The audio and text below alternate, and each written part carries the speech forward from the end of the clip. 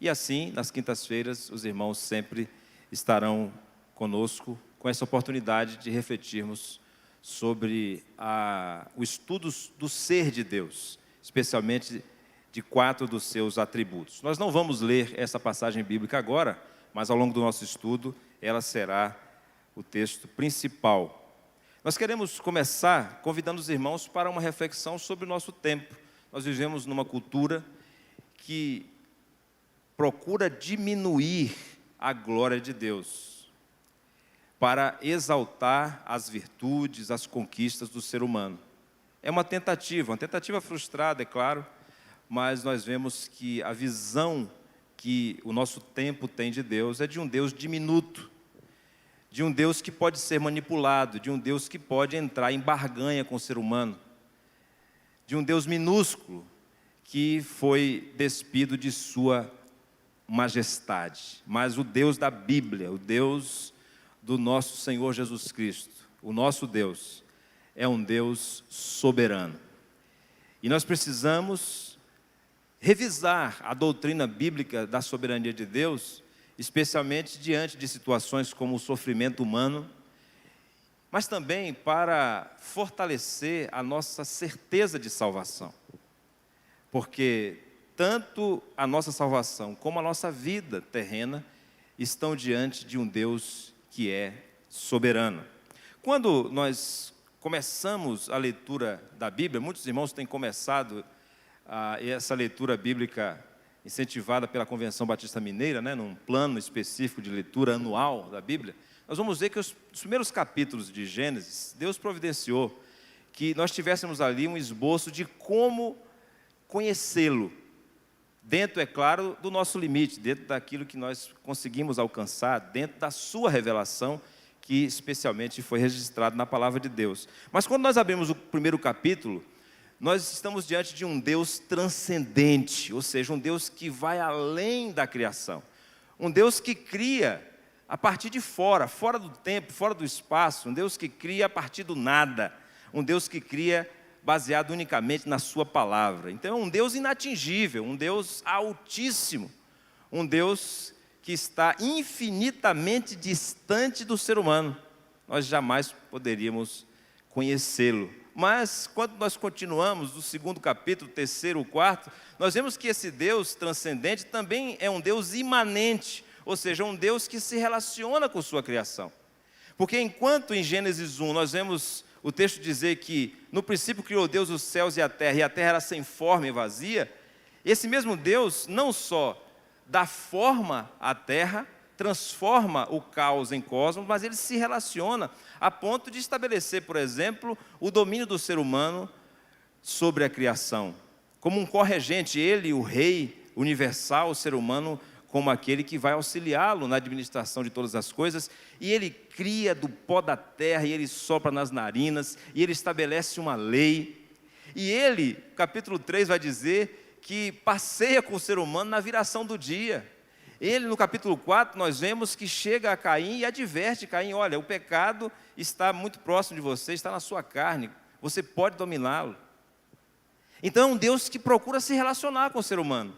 Esse Deus que é transcendente, também é um Deus imanente. Esses são os termos que a teologia usa. Mas na palavra de Deus, nós encontramos isso claramente esboçado nos primeiros capítulos de Gênesis. Então nós podemos, meus irmãos, conhecer esse Deus. Não conhecer completamente, mas conhecer aquilo que Ele revelou de si.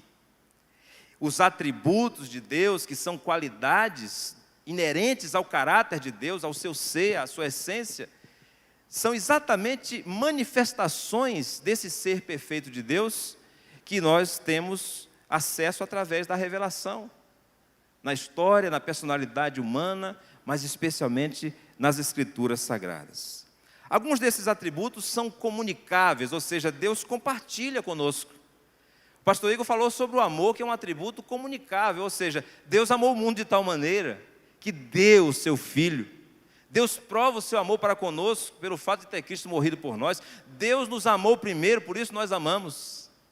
E Ele ordena: amai-vos uns aos outros, ou seja, é um atributo que nós podemos inclusive experimentar, porque Deus compartilha conosco no ato da criação e também na própria salvação. Mas existem atributos que são exclusivos de Deus, e destes nós não participamos. Estes dizem respeito exclusivamente à glória de Deus. Por exemplo, a onipotência de Deus, o fato de ser um ser totalmente poderoso, que detém todo o poder. Nesse sentido, Deus é exclusivo. Ele ocupa sozinho uma categoria, a categoria dos seres que são totalmente poderosos. Só Deus ocupa esse lugar. E Ele não divide isso com ninguém, Ele não divide a sua glória com ninguém. Relacionado com esse atributo da onipotência de Deus está outro, que nós nominamos como soberania. Alguns teólogos nem fazem essa divisão, mas nós decidimos fazer. Onipotência de Deus, lembra do hino 9 do cantor cristão? Santo, santo, santo, Deus onipotente, Deus todo-poderoso. Esse Deus onipotente é um Deus também soberano. E nós queremos pensar sobre onipotência e sobre soberania de Deus à luz de uma seleção de textos bíblicos que servirão de base, os irmãos poderão conferir junto comigo na palavra de Deus. Mas é preciso deixar claro desde o início que nós não temos pretensão de um estudo exaustivo e não queremos apenas uma contemplação, não queremos apenas fazer um exercício teológico, nós queremos buscar maturidade na fé. O estudo da palavra de Deus deve nos conduzir à maturidade na fé, porque nós estamos diante da realidade, nós estamos diante do sofrimento, nós estamos diante da dor, das perdas, das dúvidas, das crises pessoais, das angústias. Então nós precisamos amadurecer, e para amadurecer nós precisamos conhecer a Deus. Quanto mais nós conhecemos a Deus, mais nós somos confrontados pela sua glória, e mais nós estamos preparados para enfrentar também a realidade da vida. Porque nós sabemos que esse Deus que é onipotente, que é soberano, tem um propósito para a nossa existência. Nós não existimos por acaso, nós existimos para cumprir um propósito de Deus. Então, nosso objetivo é pensar na maturidade. Nosso alvo é esse, porque nós cremos que a maturidade na fé é fruto de uma completa rendição à vontade soberana de Deus. Eu vou repetir.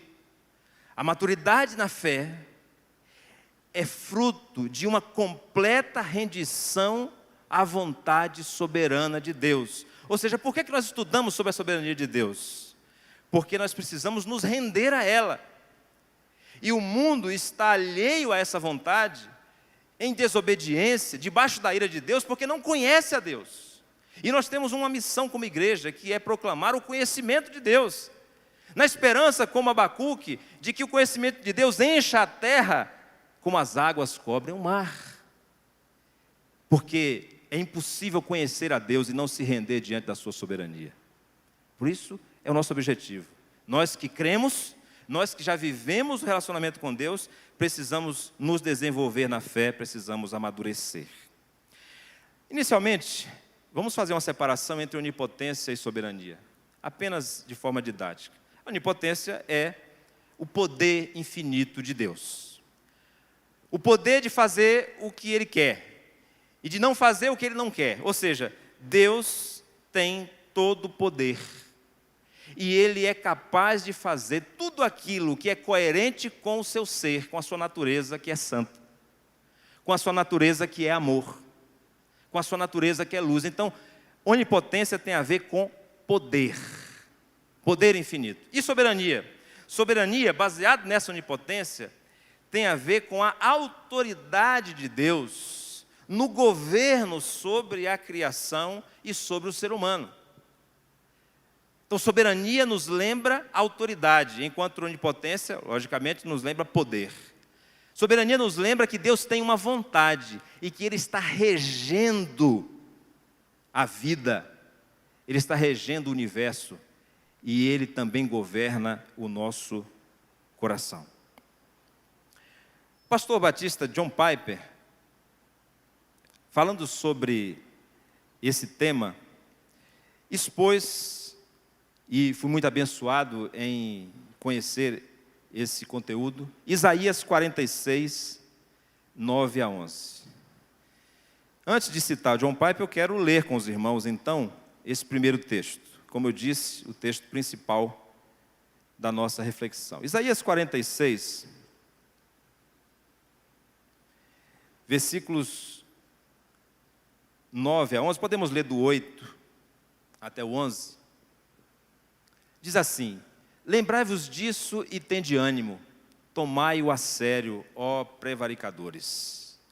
Lembrai-vos das coisas passadas da antiguidade, que eu sou Deus e não há outro, eu sou Deus e não há outro semelhante a mim, que desde o princípio anuncio o que há de acontecer, e desde a antiguidade as coisas que ainda não sucederam. Que digo, o meu conselho permanecerá de pé, farei toda a minha vontade. Que chamo a ave de rapina desde o Oriente e de uma terra longínqua, o homem do meu conselho. Eu o disse, eu também o cumprirei, tomei este propósito, também o executarei. Esse texto está, meus irmãos, no contexto da queda da Babilônia. Deus levantou a Babilônia para julgar Israel, o seu povo. Mas a Babilônia também viria a ser julgada por Deus. Então Deus levantaria a Pérsia. E isso, meus irmãos, é algo extremamente desconhecido no mundo antigo. Como é que um Deus vai além dos limites da sua própria nação? O Deus de Israel não é de Israel, então ele só manda naquela jurisdição. Mas a Bíblia revela um Deus que é Deus de Israel, mas ele é um Deus sobre todas as nações. Então ele pode usar a Babilônia, ele pode usar a Pérsia para cumprir o seu propósito. E o texto então nos diz que Deus é Deus, ou seja, é aquele que conhece todas as coisas, porque ele tem um propósito pré-estabelecido e ele é capaz de executar o seu propósito. John Piper então nos diz que aqui está o conceito de soberania de Deus. Ele diz assim: Deus tem a autoridade, a liberdade, a sabedoria e o poder legítimos para cumprir tudo o que ele pretende que aconteça. E, portanto, tudo o que ele pretende que aconteça, acontece. O que significa?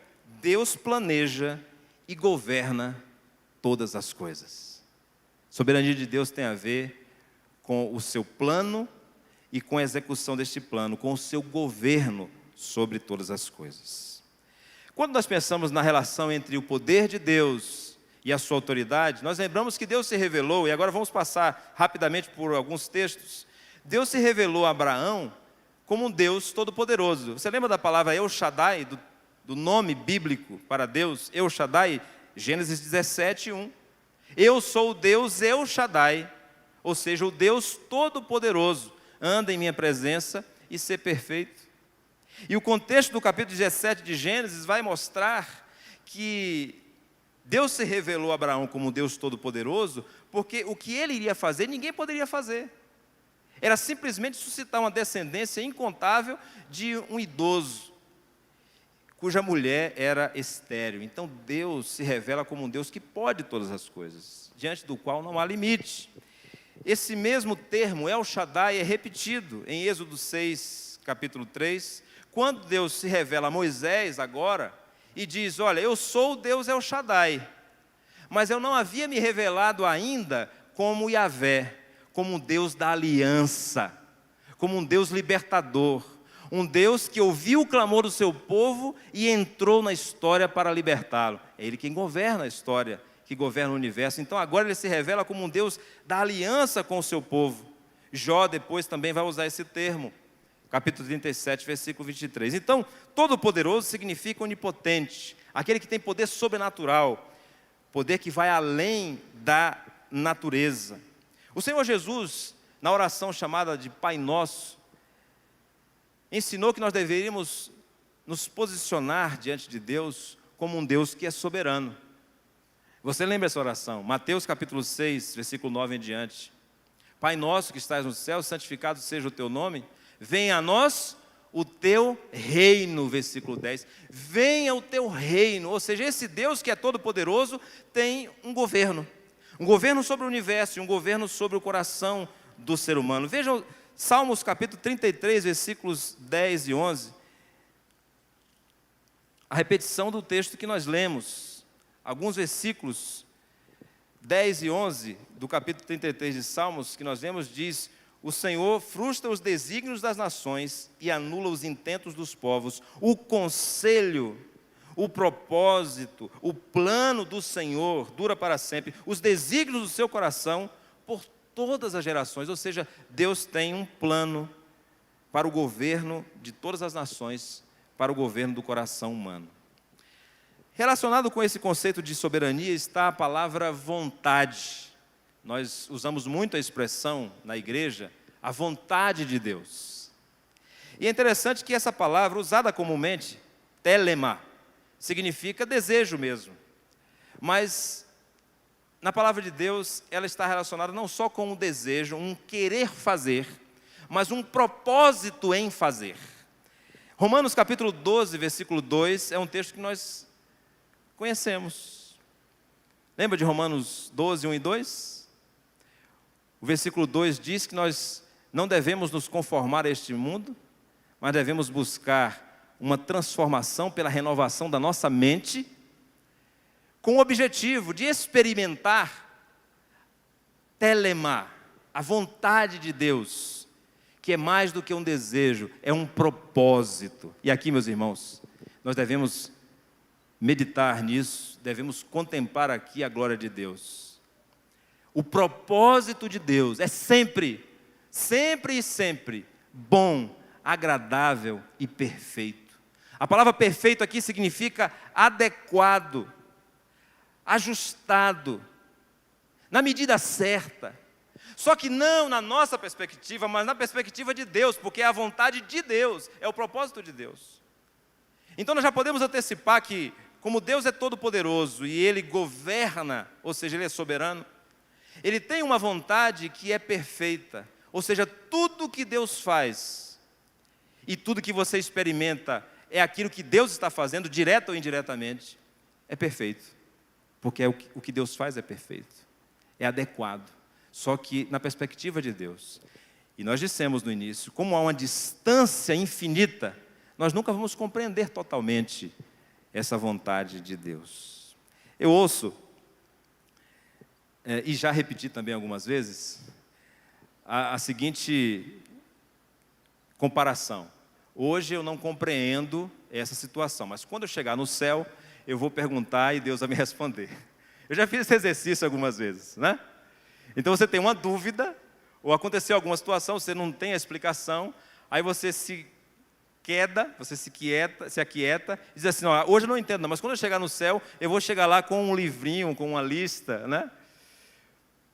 Para perguntar ao Senhor as questões que Ele não me respondeu. Mas, assim, meditando sobre esta doutrina da soberania de Deus, à luz da onipotência de Deus, vamos nos preparar para o fato de que tem situações que nós nunca vamos compreender, nem no céu. Porque no céu nós não seremos deuses. No céu nós não seremos deuses, nós seremos criaturas. Assim como os anjos estão no céu e não são deuses, são criaturas de Deus. Só há um Criador. Então, tem aspectos do ser de Deus e do agir de Deus que nem na eternidade inteira nós vamos compreender. Por quê? Porque Deus é um Deus eterno. E nós entramos na eternidade, na vida eterna, no relacionamento com Deus, pela fé em Cristo Jesus. E passaremos a viver uma eternidade de dias. Mas nem uma eternidade de dias para um ser que é finito e continuará sendo finito, será suficiente para conhecer um Deus que é eterno, que não tem início nem fim. Então, é melhor você fazer poesia. É como eu digo, é melhor você compor um hino de louvor ao Senhor. Lembra do apóstolo Paulo? O apóstolo Paulo é assim, ele começa a falar da eleição. Ele começa a falar da predestinação. Ele começa a falar do plano de Deus para Israel, para a humanidade. Aí ele começa, Aí ele entra no capítulo 9 de Romanos, capítulo 10, capítulo 11. E quando ele chega no final do capítulo 11, o que é que ele faz? Aí ele faz um corinho das igrejas batistas.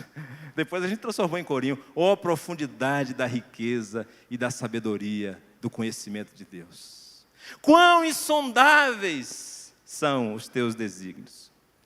Fez hino, fez música. Nós precisamos, com isso, nós queremos dizer, precisamos nos resignar à nossa insignificância. Isso não é diminuir o ser humano, não. Porque nós só vamos refletir a glória de um Deus que é todo-poderoso quando nós nos tornarmos totalmente dependentes dele. Quando nós nos resignamos, quando nós assumimos a nossa posição humildemente, nós estamos dando glória a Deus. Porque Ele é o nosso Criador, Ele tem um propósito em nossa vida. Assim, meus irmãos, nós já precisamos de saída, entender que Deus é todo-poderoso e que Deus governa soberanamente a nossa vida. Existem vários aspectos sobre a onipotência e a soberania de Deus. Eu quero passar por alguns deles, é claro que o tempo não vai nos permitir. Mas vejam, vamos pensar primeiro na onipotência física, ou seja, no controle de Deus sobre a criação. Nós lemos no Salmo 33 que Deus criou e Ele controla cada evento da natureza, cada animal. É isso que nós lemos. Deus controla cada detalhe. Não cai a pena de um pássaro no chão sem que Deus permita. Nenhum deles morre sem que Deus permita. Mas Deus o sustenta a cada instante. Deus tem contado todos os fios de cabelo da nossa cabeça. Até aqueles que são implantados, depois Deus também conta. Deus sabe todas as coisas. E Ele não só sabe como alguém que fica contemplando. Não, Ele sabe como alguém que tem uma vontade soberana sobre todos esses detalhes. Deus é um Deus dos detalhes. Nenhum detalhe da sua vida escapa à soberania de Deus. Ele tem um controle físico, natural de tudo. Ele tem um controle do ser humano. E aqui nós saímos da esfera física, entramos na esfera ética, e aqui é mais complicado. Veja o que Provérbios, capítulo 21, versículo 1 diz. Vou confessar aos irmãos que esse versículo eu memorizei ouvindo rock gospel. Resgate. O coração do rei inclina onde quer. Ouvindo rock gospel. Isso ficou martelando no meu coração. Como assim o coração do rei? Aí depois, Fabiano, a gente vai estudar o que significava um rei naquela época. Meus irmãos, um rei naquela época era um Deus. Um rei naquela época era o próprio Deus. Faraó se considerava o próprio Deus. Olha o que o salmista está dizendo, olha que ousadia. Ele está dizendo, o salmista não, é salmista também, Salomão é salmista também. Ele diz assim, como os ribeiros de águas, assim é o coração do rei na mão do Senhor. Este, segundo o seu querer, o inclina. O coração do rei inclina aonde quer. Deus tem controle sobre a natureza, Deus tem o controle sobre o coração do ser humano. Em algum momento você já duvidou que alguém pode ser convertido, transformado, regenerado pelo Espírito Santo? Em algum momento você já duvidou? A partir de hoje eu espero, mas creio piamente que Deus pode mudar a sua convicção sobre isso. Nunca diga que alguém não tem jeito. Nunca diga que alguém está perdido. Nunca diga que alguém não pode ser mudado, porque Deus pode inclinar o coração onde Ele quer. Ele é soberano. Os seres angelicais. Existe um movimento de batalha espiritual que influenciou a igreja evangélica de uma forma talvez até irreversível, em alguns casos. Isso desde a década de 80 vem envenenando a igreja evangélica. E esse movimento, baseado num dualismo pagão, baseado num paganismo, nos apresenta uma visão de uma batalha espiritual no sentido de que Deus está em disputa com os seres angelicais caídos, que são os demônios. Satanás foi criado por Deus, mas afastando-se de uma doutrina bíblica, muitos líderes e muitas pessoas no meio evangélico começaram a acreditar que a batalha espiritual é assim. Deus está em guerra com Satanás. Vamos lembrar de Jó? Não precisamos ler os textos não, mas Jó capítulo 1, versículo 12.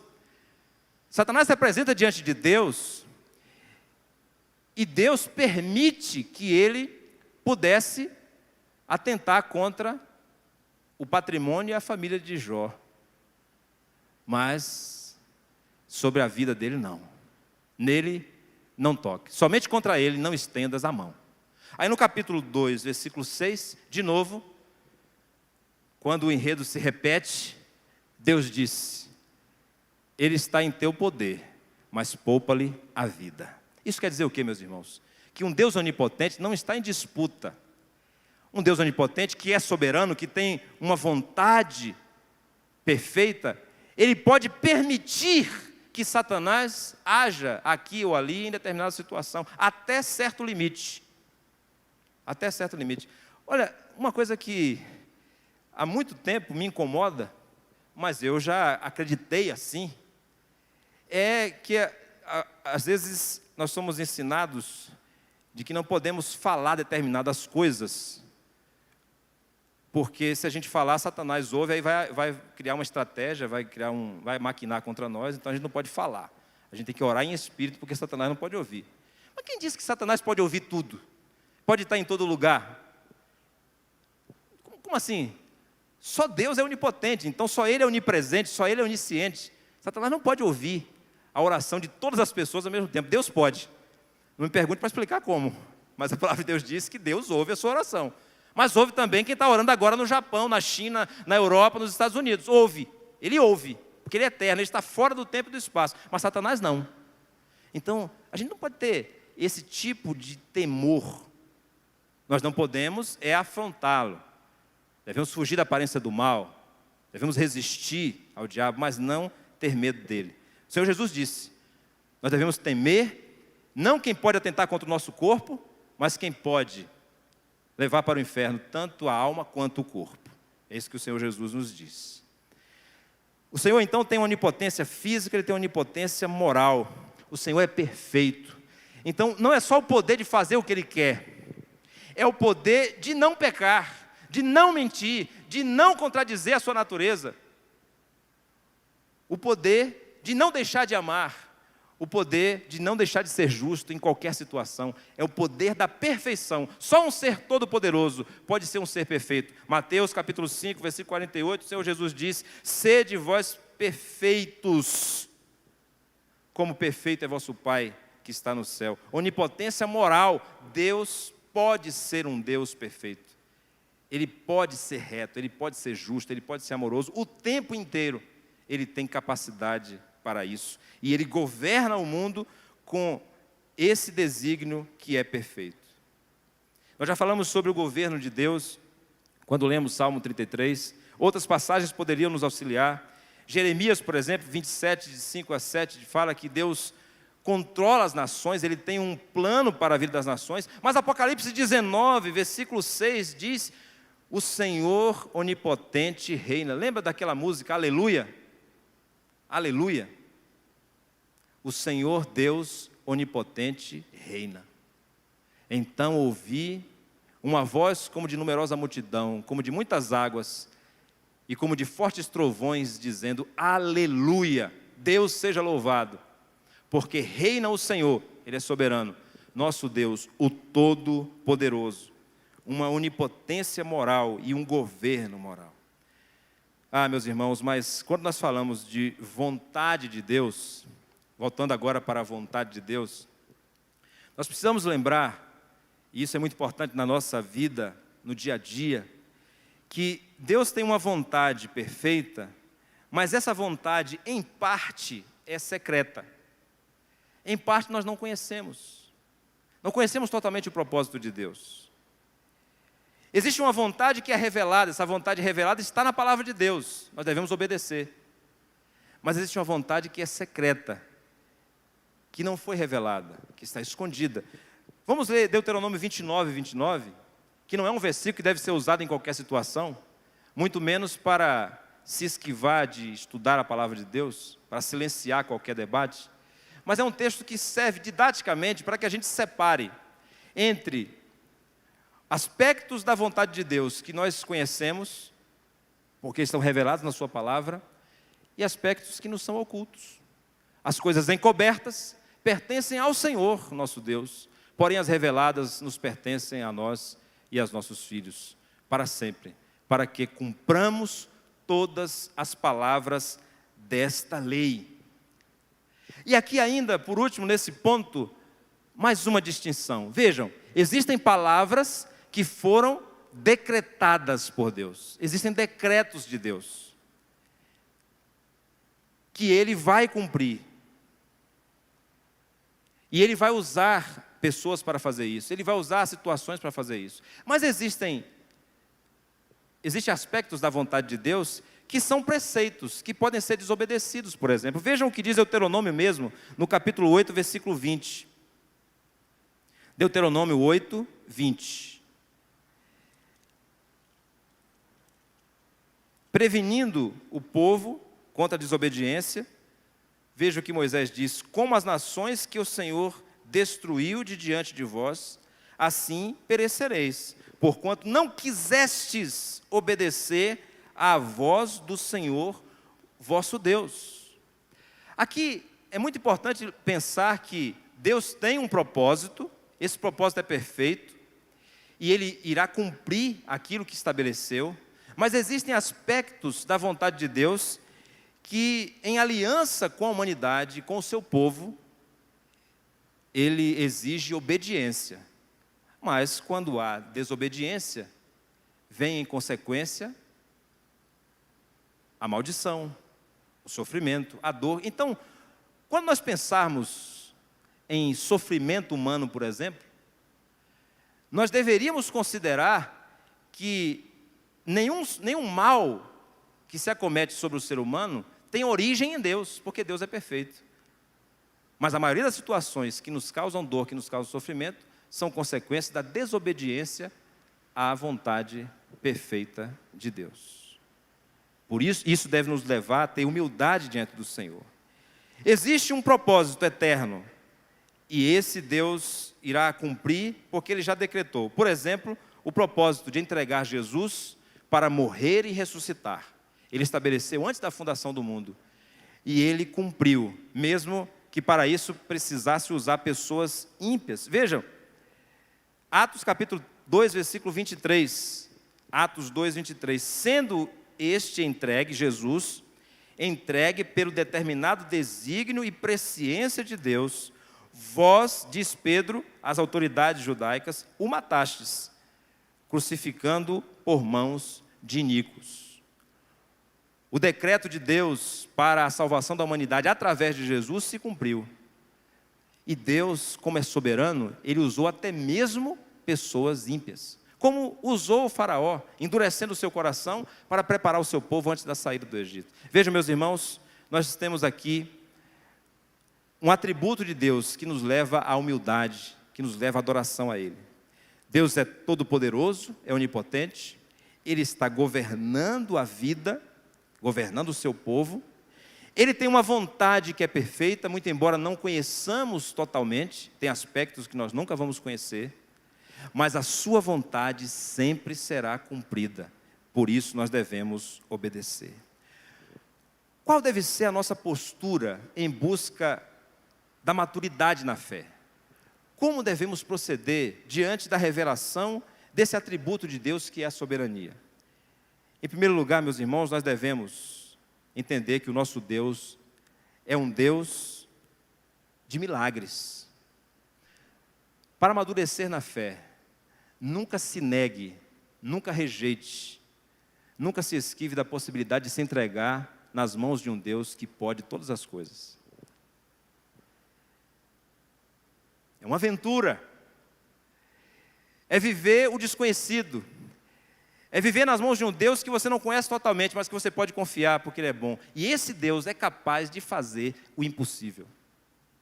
O primeiro passo para a maturidade na fé é o exercício da própria fé. E diante de um Deus onipotente, nós precisamos crer que Ele é capaz de realizar milagres. Lucas capítulo 1, versículo 37, narra o momento em que Maria foi encaminhada.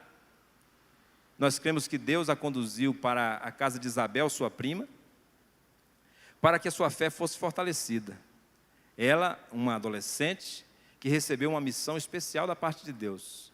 Ela então está diante de Isabel, aquela que era estéril, mas que agora já tinha um filho em seu ventre, João Batista. E é nesse momento que nós encontramos uma declaração muito importante para a nossa fé. Porque para Deus não haverá impossíveis em todas as suas promessas. O nosso Deus é um Deus de milagres.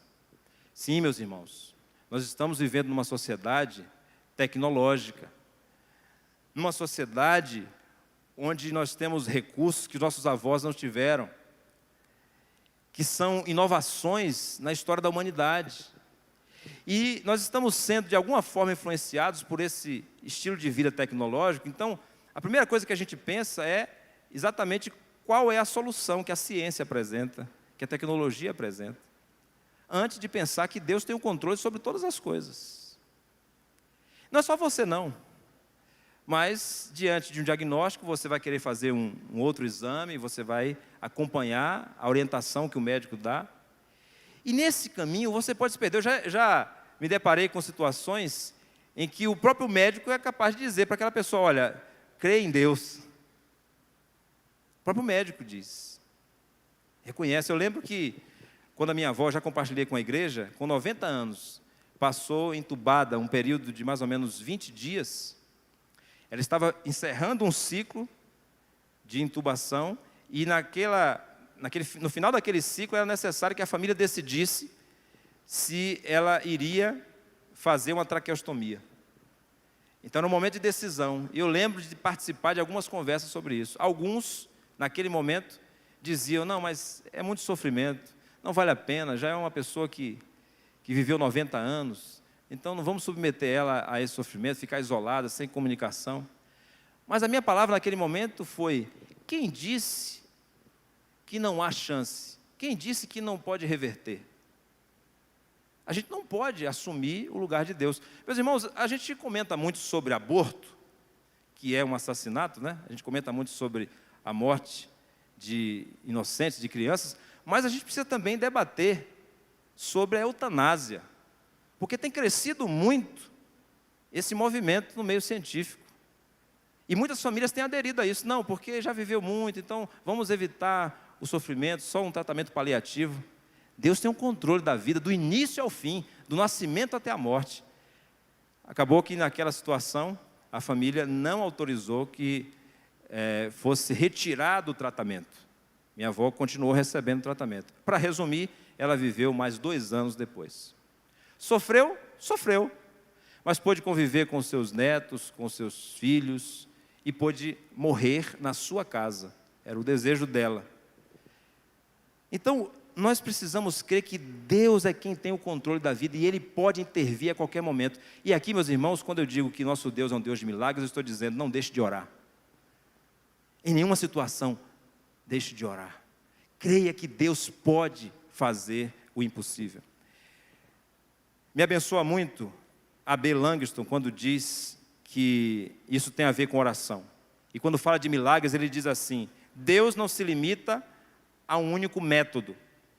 Sendo livre, pode agir como bem entender, sem quebra de lei alguma.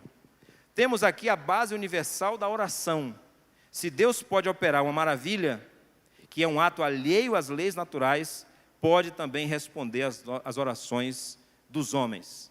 Se Deus obra milagres, quando estes se tornam necessários, pode também responder às súplicas do seu povo, agindo por maneiras diferentes daquelas já estabelecidas pelas leis naturais, sem se tornar, por isso, infiel às mesmas leis.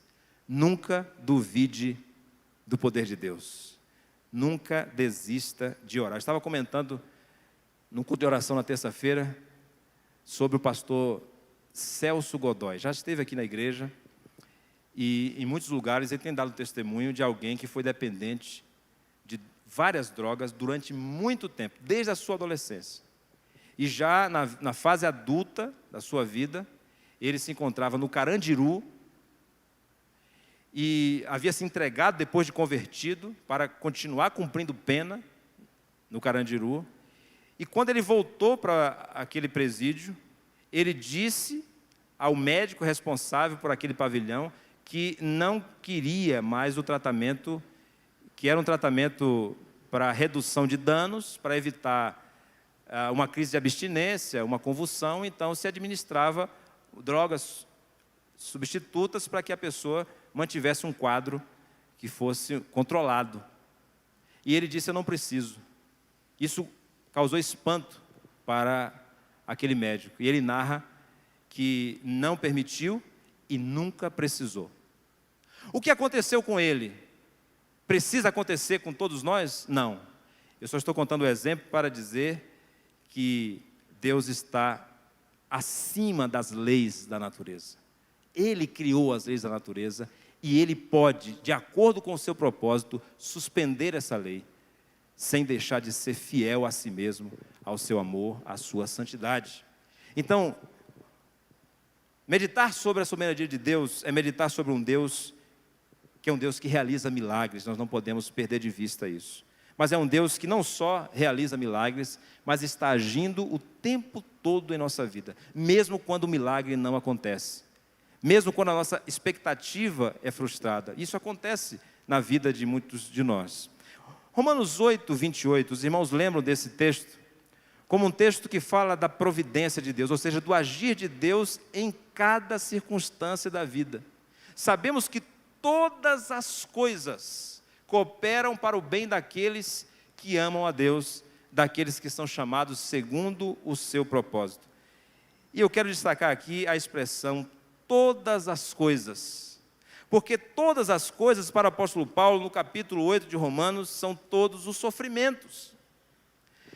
A angústia pela qual a igreja passava na perseguição e passaria ao longo da história. Vejam, no capítulo 8, versículo 18, o apóstolo Paulo dizendo: porque para mim tenho por certo que os sofrimentos do tempo presente não podem ser comparados com a glória a ser revelada em nós. Então todas as coisas aqui são todas as coisas relacionadas com o sofrimento do tempo presente.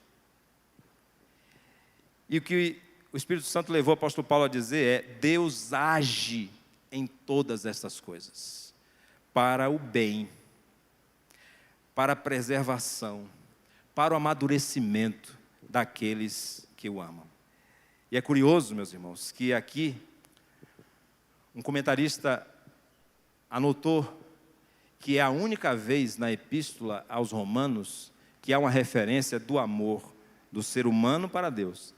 Todas as outras referências são sobre o amor de Deus dirigido ao ser humano. E aqui é uma referência do amor humano a Deus. Todas as coisas concorrem, ou seja, Deus age em todas as coisas para o bem daqueles que o amam. E a pergunta que não se calou em meu coração quando eu li isso foi a seguinte: será que eu amo a Deus quando eu estou enfrentando o sofrimento? Será que eu creio que de fato Deus, por ser um Deus soberano, é o Deus da providência? Não só o Deus que realiza milagres, mas um Deus que está agindo mesmo numa situação que pode me causar sofrimento, que pode me causar dor. Nós devemos lembrar biblicamente da experiência de José. Capítulo 50 de Gênesis, versículo 20. José, no momento de desespero dos seus irmãos, que agora diante da morte do seu pai Jacó, se voltam para ele e dizem: olha, tudo bem, nosso pai morreu, mas ele pediu para você não fazer mal para nós, porque você sabe, né? A gente aprontou com você, a gente vendeu você como escravo, a gente queria, na verdade, lhe matar, e tudo isso aconteceu, é muito estranho, agora nosso pai morreu. Eles estão desesperados. E José diz o quê? Vós, na verdade, intentastes o mal contra mim. Porém, Deus o tornou em bem para fazer, como vedes agora, que se conserve muita gente em vida. Louvado seja Deus. O Deus de milagres é o Deus da providência. É o Deus que, quando não intervém de maneira sobrenatural, está naturalmente cuidando de você, em cada situação, em cada detalhe.